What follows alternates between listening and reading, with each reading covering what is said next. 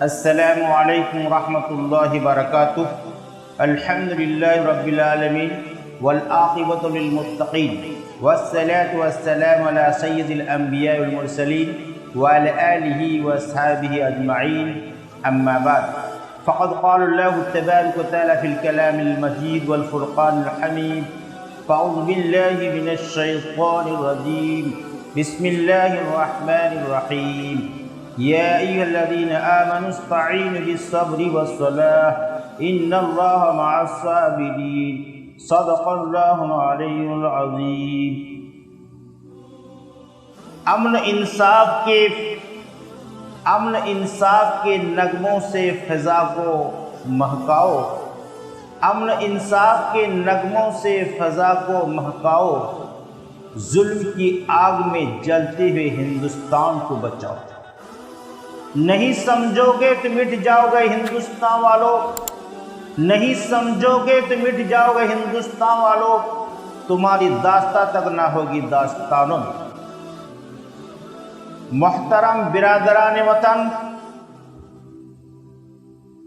دانشور قوم، برادران اسلام، آج آپ حضرات کے سامنے کچھ اہم اور ضروری باتیں عرض کرنا چاہتا ہوں۔ اللہ تبارک تعالی ہمیں اور آپ کو ان کئی باتوں پر عمل کرنے کی توفیق عطا فرمائے۔ میرے محترم برادران وطن، آج جو ہندوستان کے حالات ہیں، آج جو ملک ہندوستان حالات سے دوچار ہو رہے ہیں، اس سلسلے میں ہمیں غور فکر کرنا ہے۔ میرے محترم، آج ہندوستان حقیقت معنی میں ظلم کی آگ میں جل رہے ہیں۔ خاص کر کے اس ہندوستان میں بسنے والے، جہاں اور بہت سارے افراد بستے ہیں، بہت سارے مذہب بستے ہیں، مذہب والے بستے ہیں، فرقے والے بستے ہیں، اسی میں سے آج خاص کر کے مسلمانوں پر طرح طرح کے حالات آ رہے ہیں، مسلمانوں پر مختلف طریقے سے ظلم ڈھائے جا رہے ہیں۔ یہ کیا وجہ ہے؟ کیا ہندوستان کے اندر مسلمان کہیں بھاگ کر کے آیا ہے؟ یہ ہندوستان میں کہیں دوسرے ملک سے آ کر مسلمان بس رہے ہیں؟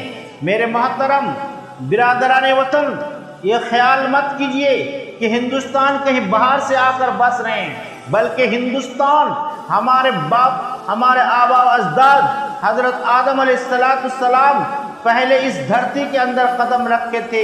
یہ ہندوستان ہمارا باپ کا دیش ہے، ہمارا باپ کا ملک ہے، ہم کسی کے ملک میں نہیں بس رہے ہیں۔ اس لیے ہندوستانیوں کو سمجھنا چاہیے کہ ہم سب اس ملک کے افراد ہیں، ہم سب اس میں بسنے والے ہیں۔ مسلمان کوئی غیر نہیں ہے، مسلمانوں کو غیر مت سمجھو، بلکہ مسلمان اسی ہندوستان میں جنم لیے ہیں، ہندوستان میں بس رہے ہیں، ہندوستان میں بسیں گے، اسی میں جئیں گے، اسی میں مریں گے۔ ہندوستان چھوڑ کے مسلمان کبھی جا نہیں سکتا۔ میرے محترم، اس لیے حالات آتے ہیں، لیکن جو کچھ بھی آج انڈیا کے اندر ہو رہا ہے، مسلمانوں پر، غریبوں پر، دلت پر اور کمزور طبقوں پر جو ظلم ڈھائے جا رہے ہیں، یہ حقیقت معنی میں ملک کے ساتھ یہ دوستی نہیں ہے، ملک کے ساتھ محبت نہیں ہے، ملک کو ہلاک و برباد کرنے کے چکر میں پڑے ہیں۔ جو کوئی بھی یہ ماحول تیار کر رہے ہیں، جس کے بھی اس کے پیچھے ہاتھ ہے، اگر وہ حقیقت معنی میں اس ملک سے محبت کے دعوے دار ہے، اس دیش سے محبت کے دعوے دار ہے، تو اس کو سوچنا چاہیے کہ میں جو کچھ بھی کر رہا ہوں، یہ ملک کے لیے خیر کر رہا ہوں یا ملک کو خرابی کی طرف ڈھکیل رہا ہوں، یہ ملک کا نقصان کر رہا ہوں۔ یہ سوچ سمجھ کر قدم اٹھانا چاہیے۔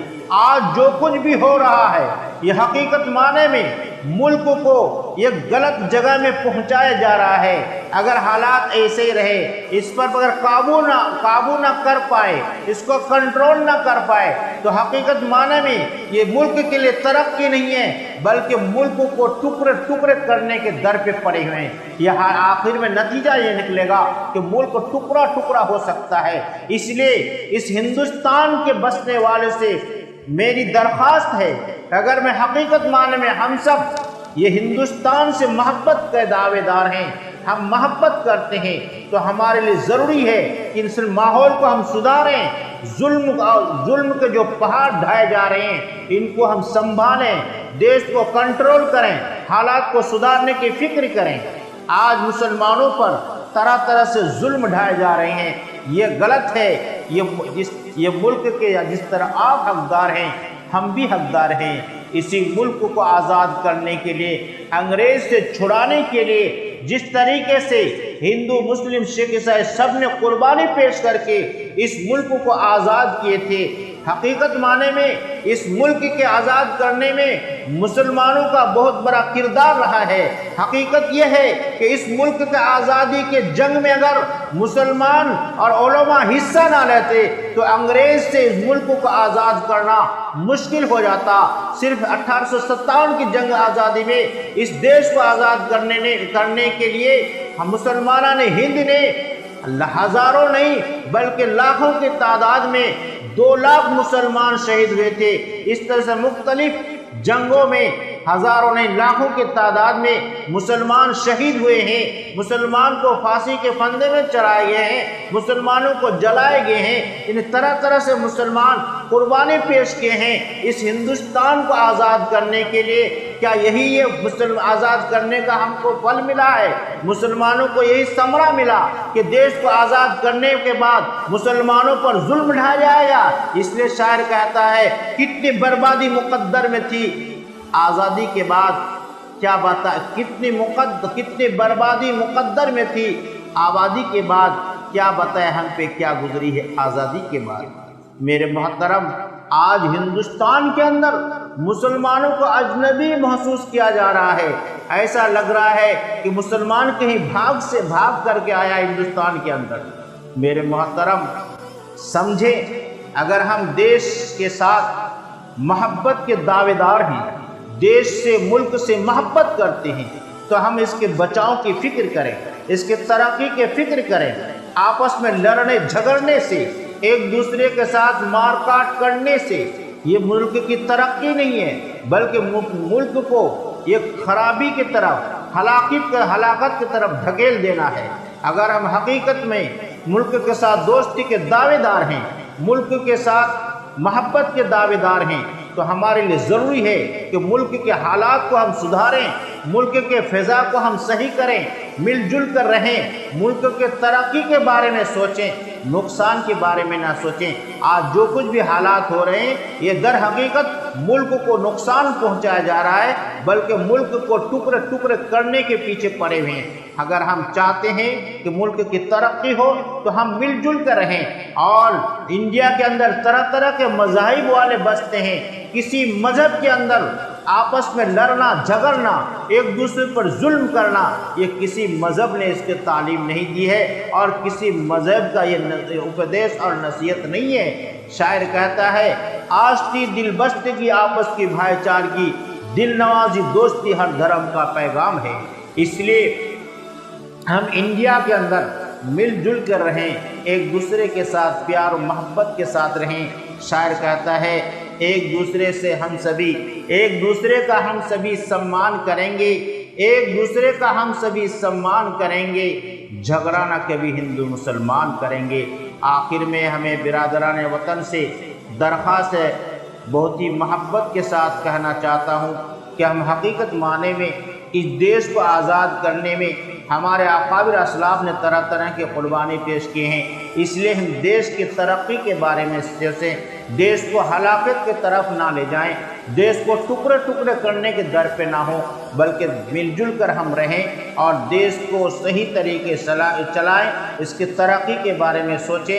دوسری بات یہ کہنا چاہوں گا کہ آج مسلمانان ہند سے ہمیں کہنا ہے کہ گھبرانے کی کوئی بات نہیں ہے، ہمت کے ساتھ، حکمت عملی کے ساتھ ہمیں اس انڈیا کے اندر، اس ملک کے اندر، ہندوستان کے اندر ہمیں ہمت کے ساتھ، استقلال کے ساتھ، ثابت قدمی کے ساتھ، حکمت عملی کے ساتھ اس انڈیا کے اندر ہمیں بسنا ہے، رہنا ہے، جینا ہے، اسی میں مرنا ہے، اسی انڈیا کے اندر دفن ہونا ہے۔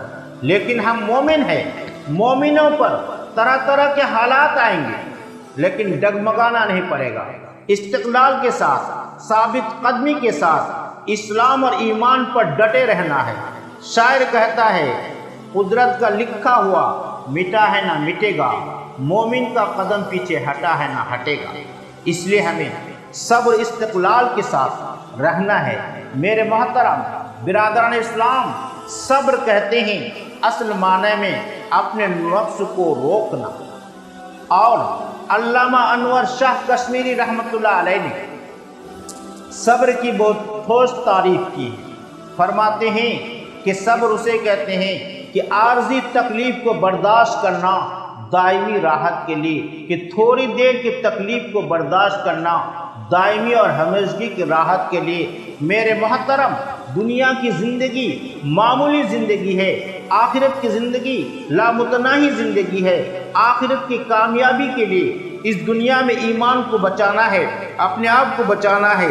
اس لیے آخرت کی ترقی کے لیے، آخرت کی سکون اور راحت کے لیے، آخرت کی کامیابی کی طرف مد نظر رکھتے ہوئے دنیا کے اندر طرح طرح کے حالات آئیں گے، ہمیں برداشت کرنا ہے۔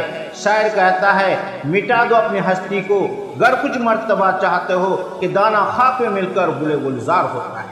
اس لیے ہم صبر کے دامن کو پکڑیں گے۔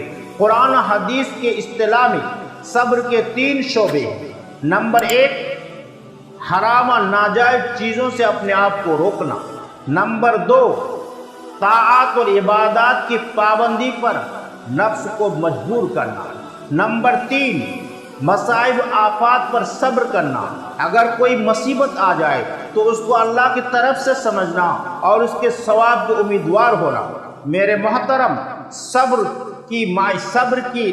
کے نتیجے میں اللہ تعالیٰ کی معیت نصیب ہوتی ہے، اللہ کا قرب نصیب ہوتا ہے۔ پھر اللہ کی طاقت اگر کسی بندے کے ساتھ ہو جائے تو دنیا کا کوئی کام رک نہیں سکتا۔ اللہ کی طاقت اگر ساتھ ہو تو دنیا کی کوئی مصیبت مجبور نہیں کر سکتا۔ اس لیے ہمیں صبر استقلال کے ساتھ رہنا ہے، اللہ کے دامن کو پکڑنا ہے، حالات سے گھبرانا نہیں ہے۔ اس دنیا میں بسنے کے لیے حالات سے گھبرانا نہیں، حالات کا مقابلہ کرنا ہے۔ اسی حالات کے پیش نظر صبر استقلال کے ساتھ رہنے کے لیے بہت بڑے شاعر نے ہمیں نصیحت کے طور پر فرمایا ہے کہ اللہ تبارک تعالیٰ کی سنت قدیمہ ہے کہ اللہ جس بندے کو زیادہ محبت کرتے ہیں، جس کو اپنا قرب عطا کرنا چاہتا ہے، جس سے محبت کرتے ہیں، اس کو حالات سے دوچار کرتے ہیں، طرح طرح کے حالات سے آزماتے ہیں۔ اس لیے گھبرانے کی بات نہیں ہے۔ اللہ تبارک تعالیٰ خود قرآن پاک میں فرماتے ہیں وَلَنَبْلُوَنَّكُمْ بِشَيْءٍ مِّنَ الْخَوْفِ وَالْجُوعِ وَنَقْصٍ مِّنَ الْأَمْوَالِ وَالثَّمَرَاتِ وَبَشِّرِ الصَّابِرِينَ۔ اللہ فرماتے ہیں اے میرے مومن بندو سن لو، میں تم کو آزماؤں گا ڈر اور خوف سے، پھل فروٹ اور کھیتی باڑی کے اور جان مال کے نقصان سے تم کو میں آزماؤں گا، اور بشارت دے دیجئے صبر کرنے والوں کی۔ میرے محترم، اس لیے ہمیں صبر کے ساتھ رہنا ہے۔ اگر ہم صبر کے دامن پکڑ لیں گے، اللہ کے دامن پکڑیں گے، تو دنیا کی کوئی طاقت ہمارے نقصان نہیں پہنچا سکتی ہے۔ اس لیے ایک واقعہ ذہن میں آیا کہ افلاطون نے موسیٰ علیہ السلام سے سوال کیا کہ اے موسیٰ، تم تو اللہ کے نبی ہو، میں تم سے ایک سوال کرتا ہوں، اس کا جواب دو۔ افلاطون نے موسیٰ علیہ السلام سے سوال کیا، اے موسیٰ، اس سوال کا جواب دو کہ سوال یہ ہے کہ آسمان زمین اگر کمان ہو، دنیا کی مصیبت بلا اگر تیر ہو، اس تیر کو اللہ چلائے تو تمہارے بچنے کی کوئی صورت ہے؟ یہ سوال موسیٰ علیہ السلام نے افلاطون کے سوال کا جواب بہت ہی حسن اسلوبی کے ساتھ بہترین طریقے سے جواب دیتے ہیں۔ موسیٰ علیہ السلام نے فرمایا کہ اے افلاطون سن لو، اگر آسمان زمین کمان ہو، دنیا کی مصیبت بلا تیر ہو، اس تیر کو اللہ چلائے تو میں بچ جاؤں گا اس طور پر کہ اللہ کے بازو ٹھہر جاؤں گا، وہ تیر ہم کو نہیں لگے گی۔ معلوم ہوا اگر کوئی اللہ کا بندہ اللہ کا دامن پکڑ لیتا ہے، اللہ پر بھروسہ کرتا ہے، اللہ کے حکم کے مطابق زندگی گزارتے ہیں تو اللہ تعالیٰ اس کو ہر طرح سے بچا لیتے ہیں۔ اس لیے کہ فانوس بن کر جس کی حفاظت ہوا کرے، وہ شمع کیا بجھے جسے روشن خدا کرے۔ مدعی لاکھ برا چاہے تو کیا ہوتا ہے، وہی ہوتا ہے جو منظور خدا ہوتا ہے۔ اس لیے نصیحت کے طور پر دو شعر پیش خدمت ہے کہ حالات سے گھبرانا نہیں چاہیے بلکہ صبر استقلال کے ساتھ رہنا چاہیے۔ اس لیے شاعر کہتا ہے مصیبت انہی پر آتی ہے جو کام کا انسا ہوتا ہے، مصیبت انہی پر آتی ہے جو کام کا انسا ہوتا ہے، وہی پھول توڑا جاتا ہے جو زیب گلستہ ہوتا ہے۔ اور شاعر فرماتے ہیں کہ جینے کا ہنر سیکھیے پھولوں کی ذات سے، جینے کا ہنر سیکھیے پھولوں کی ذات سے، کانٹوں کے بیچ رہ کر سدا مسکرائے۔ اللہ تبارک تعالی ہمیں آپ کو اور مسلمانان ہند کو اس ہندوستان کے اندر صبر استقلال کے ساتھ، ہمت اور استقلال کے ساتھ، حکمت عملی کے ساتھ رہنے کی توفیق عطا فرمائے، امن و امان کے ساتھ، ایمان کی حفاظت کے ساتھ رہنے کی توفیق عطا فرمائے۔ اللہم آمین۔ السلام علیکم ورحمۃ اللہ وبرکاتہ۔